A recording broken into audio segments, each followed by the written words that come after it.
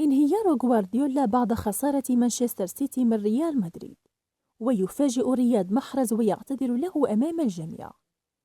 انهيار غوارديولا بعد هزيمة مانشستر سيتي أمام ريال مدريد، ويندم على هذا التغيير بسبب رياض محرز. شاهد ماذا قال.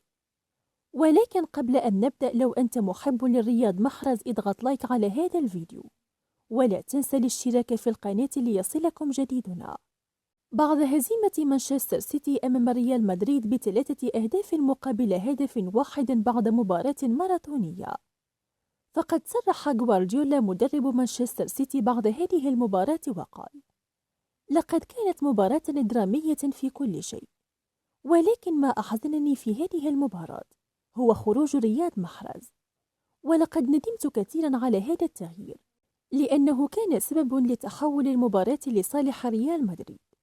ولكن لابد من وجود رياض محرز في أرضية الميدان، لأنه كان يربك دفاع ريال مدريد، ولقد جاءتنا ضربة ثابتة أمام مرمى ريال مدريد، ولو كان رياض محرز مشاركا في المباراة لأحرزها في الشباك. وأعتذر لجماهير مانشستر سيتي على هذا الإقصاء، وكنت أود الذهاب إلى نهائي دوري أبطال أوروبا، ولكن محرز سيجعلني أندم كثيرا.